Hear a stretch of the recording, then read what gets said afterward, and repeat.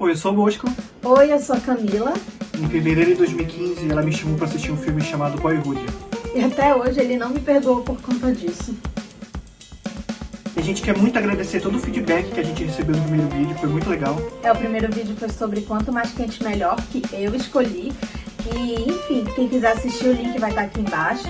E agora, vamos pro segundo vídeo, pro segundo filme. Que hoje eu escolho. E o filme que eu escolhi foi Comigo, assim, um daqueles filmes, sabe? Quando a gente entra de um jeito pra assistir e sai de outro. Pra você foi uma experiência bem transformadora, né? O filme se chama Um Lindo Dia na Vizinhança, é dirigido pela Marielle Heller e tem o Tom Hanks na pele do apresentador infantil Fred Rogers ou Mr. Rogers, né? Que eu, pelo menos, não conhecia até o ano retrasado, quando saiu um documentário bem badalado sobre ele, chamado Won't You Be My Neighbor. Mas enfim, né? É um filme que me apresentou realmente esse personagem. E você conhecia? Não, eu não fazia ideia quem era Mr. Rogers, tanto que pra mim, foi pra começar a assistir o filme, assim, na hora que a gente começou a assistir, foi algo meio complicado, que eu falei, como que eu vou me conectar, né, com um filme sobre um apresentador infantil, que eu nunca ouvi falar, e tanto que eu pensei assim, eu até comecei a pensar, trocar essa música, It's Wonderful in the Neighborhood, trocar por Ter um Amigo. Não, eu penso logo em Doce Mel da Xuxa, que era que ela entrava, né? Sim, Doce Mel. Mas, na verdade, o Mr. Rogers, nesse filme, ele é um coadjuvante, né? Ele é só o ponto de partida para a história do Lloyd Vogel, que é um jornalista, que é designado para escrever um perfil sobre o Mr. Rogers para a revista Esquire, uma revista masculina, né, mas que tem muitas reportagens sobre personalidade.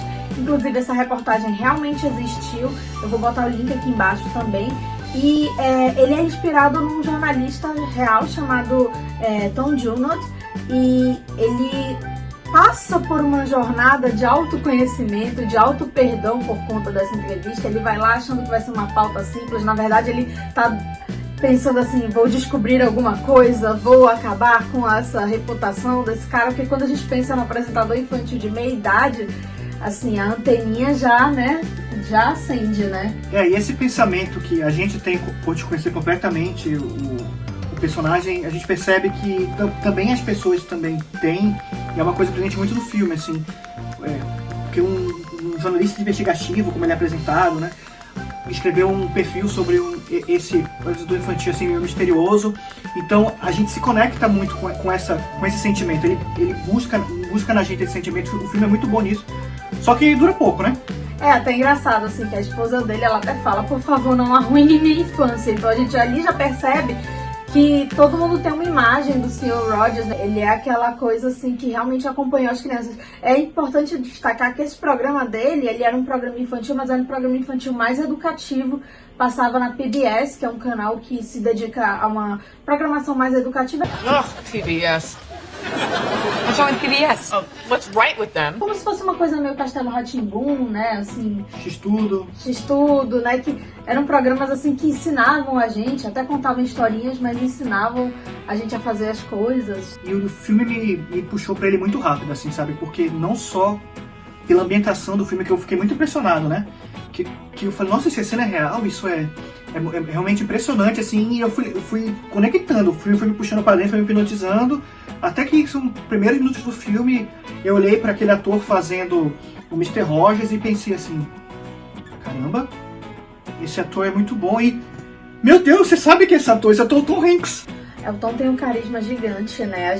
Eu acabo dizendo que ele é o Tony Ramos dos Estados Unidos, né? Essa pessoa, assim, que a gente cresceu assistindo e adorando, e com personagens que nos abraçam mesmo, e acho que isso acaba fazendo com que ele seja, de certa forma, subestimado enquanto ator, assim como eu vejo, assim, talvez a Sandra Bullock, a Julia Roberts, até o Tom Cruise, que são atores, assim, que a persona já ficou tão grande, né, que é muito difícil para que os estúdios pensem, ele pode fazer uma composição num filme menor, enfim, esse tipo de coisa, né, mas ele teve composições memoráveis durante a carreira, né?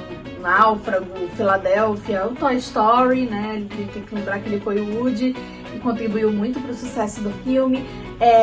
Até mesmo o Forrest Gump, que é um filme que eu não gosto tanto, né? Eu sei que você gosta. Eu gosto muito. E essa coisa assim do Forrest Gump acabou sendo icônica pra carreira dele, né? Então não dá pra negar, mesmo que eu não goste do filme, eu entendo o papel dele na iconografia, digamos assim. E a escolha dele pra fazer, primeiro, alguns anos atrás, o Walt Disney, e agora o Mr. Rogers, diz muito, né? Vai muito de encontro a esse papel dele, essa imagem dele como tesouro nacional. Dos Estados Unidos ou em Krakow. Esse filme, O Terminal, mexeu muito comigo. Quando eu assisti, eu acho que eu era criança. 2004, não era a gente mais tem a mesma criança. idade. Mas mexeu muito com a criança que estava assistindo o filme, porque tinha aquela ideia lúdica de morar no aeroporto, que era muito legal, e ao mesmo tempo brincou com um adulto, mexeu com um adulto, que todas as questões políticas que o filme aborda, a questão de imigração. Star Trek. Falar de Star Trek, que também mexeu com aquele adolescente. E outros papéis mais recentes dele que eu vi também, eu vi aquele Ponte de Espião. Uhum. Mas foi esse filme do Mr. Rogers que o Tom Hanks levou pra mim pra outro nível a amizade com ele.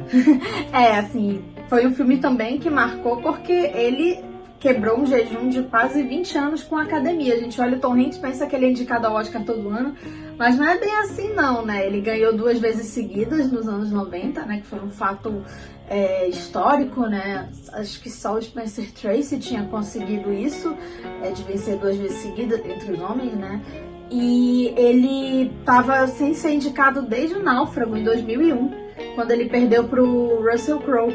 E na época, ele quase venceu o Russell Crowe, assim, se a gente for ver as premiações da época, Globo de Ouro, que não diz tanto sobre o Oscar, mas diz também, né? Então, assim, ele teve uma boa chance de receber o 3º Oscar dele, e depois ele teve vários filmes assim que chegavam lá, ele era indicado a tudo, mas não era indicado ao Oscar, né? E aí tem o Walt nos bastidores de Mary Poppins, tem o Ponte para Espiões, tem o Capitão Phillips, que eu acho que foi o que ele chegou mais perto, e o Sully, enfim, então finalmente eu acho que ele nem acreditava mais assim que ia ser indicado, mas acho que uma coisa que ajudou muito foi, falei que o Globo de Ouro não contribui, mas tem vezes que ele contribui, e o discurso que ele deu esse ano ao receber o prêmio de conjunto da obra, acho que deu um clique, né? As pessoas lembraram por que elas amam tanto o Tom Hanks, e também ajudou muito o fato de que esse papel, o Mr. Rogers, como eu falei, ele é o Tesouro Nacional, mais uma vez falando isso, e esse é um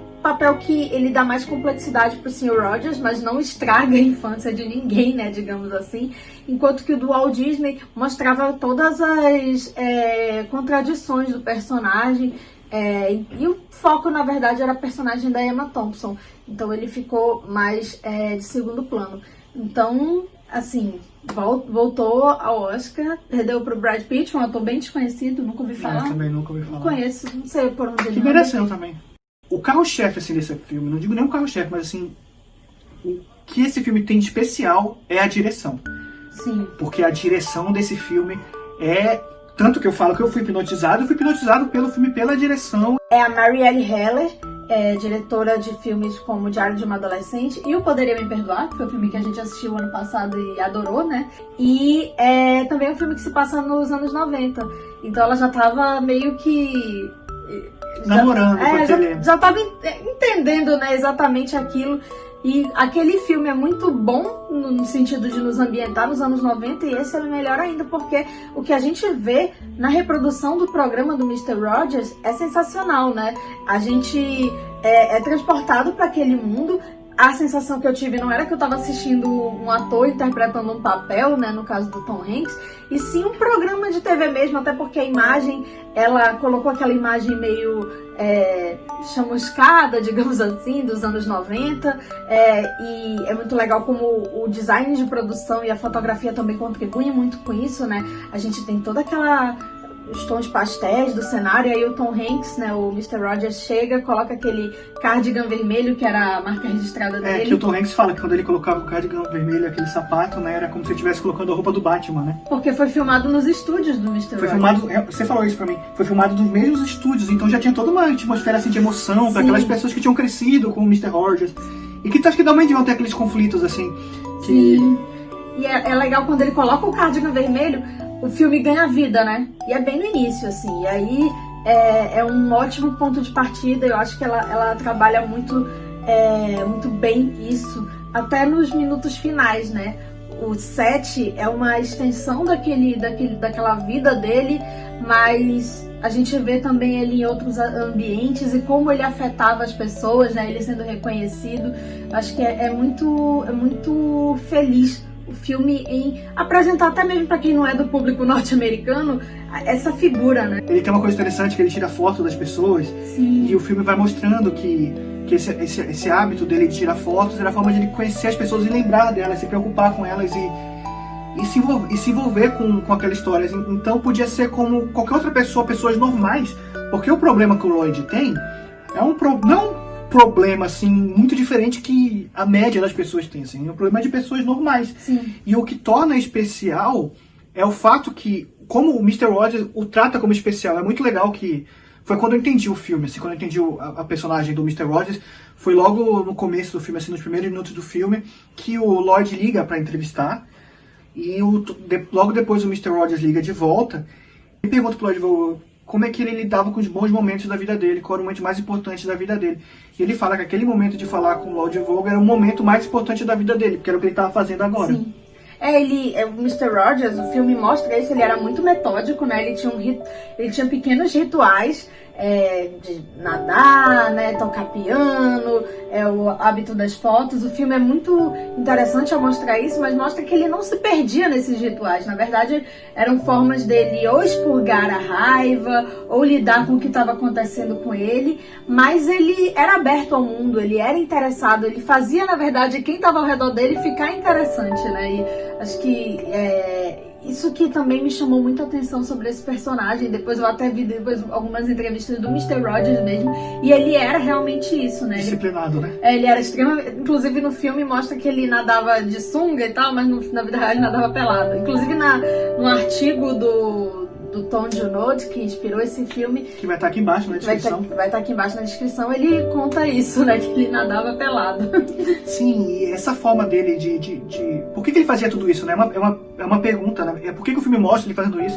E por que o filme trabalha com isso tão bem, essa disciplina dele? Que na verdade era a forma dele de lidar com a raiva, né? Lidar com aquele sentimento dele, de pessoas normais, porque ele fala todo o tempo, no filme mostra, tem algumas falas que dizem que ele não era o santo, né? E assim como também não parece ser uma fraude, né?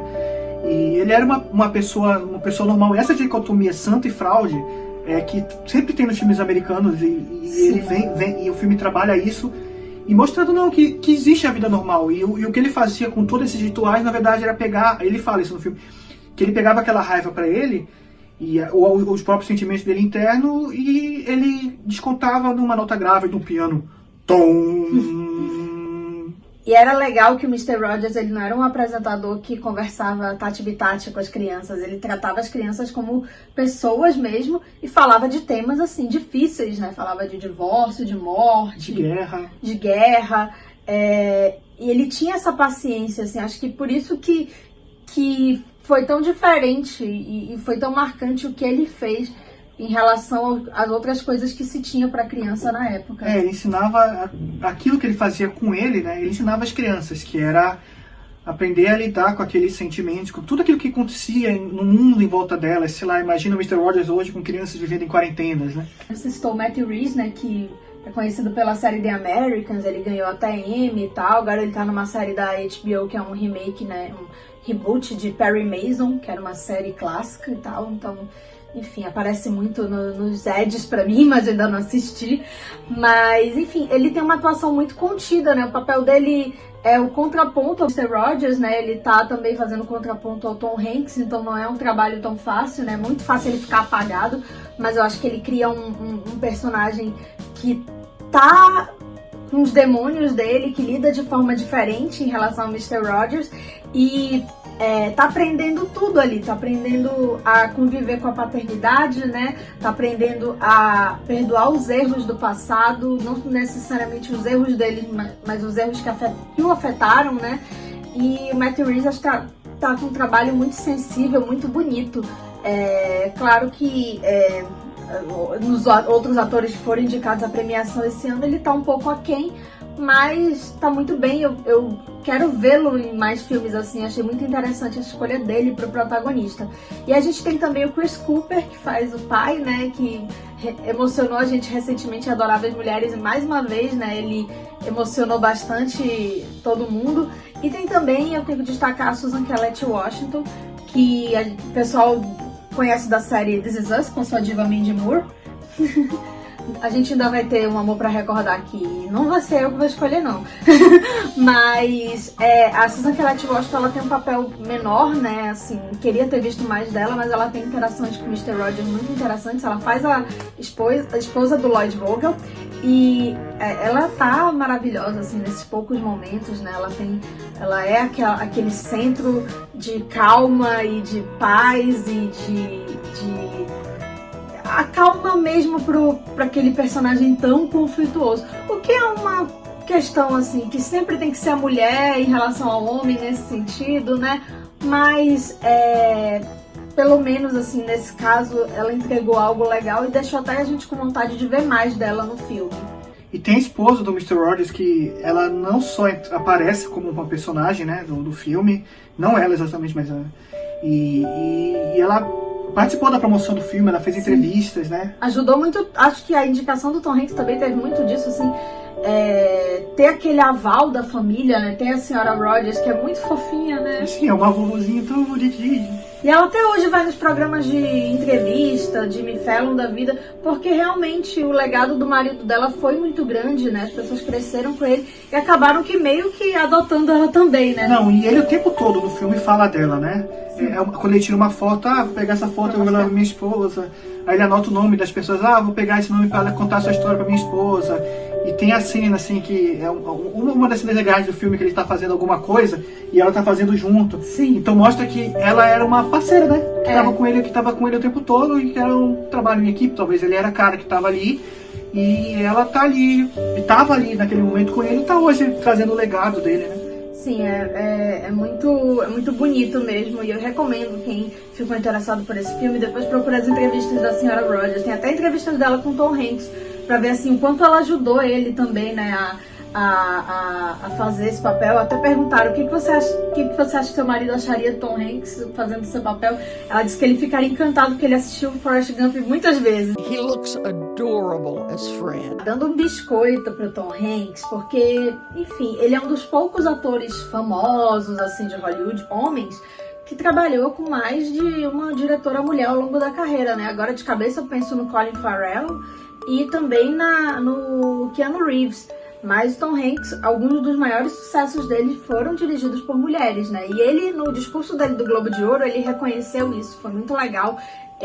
Tem a Nora Ephron, que dirigiu Sintonia de Amor e Mensagem para Você. Tem a Penny Marshall, que basicamente fez ele virar um astro com Quero Ser Grande e depois Uma Equipe Muito Especial, e foram dois filmes que foram muito bem de bilheteria. O Quero Ser Grande, inclusive, foi a primeira indicação dele ao Oscar, então assim, né, foi um filme muito marcante. E agora com a Marielle Heller.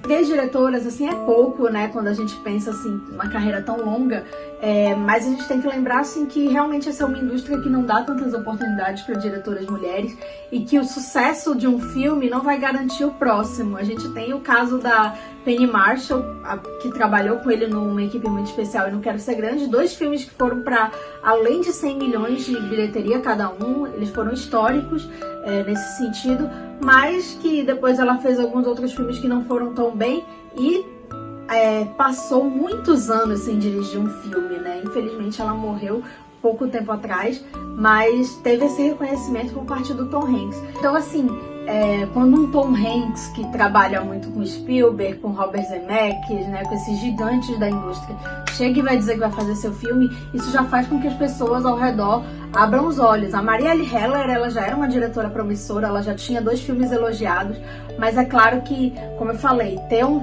cara dessa estatura protagonizando teu filme, ainda mais um filme que chama muita atenção pelo objeto, né, em cena, isso é muito importante. Então, fica o exemplo aí que Tom Hanks trabalhe com mais mulheres, né, que ainda é pouco, e que também outros coleguinhas dele, né, tão famosos quanto, aproveitem esse papel, esse poder que eles têm, né, de dar voz a novas vozes. E é muito interessante o que ela consegue fazer no filme, entregar no filme, né? Que dá pra perceber que ela tem um papel ali de conduzir aquela história, assim, regendo uma orquestra, né?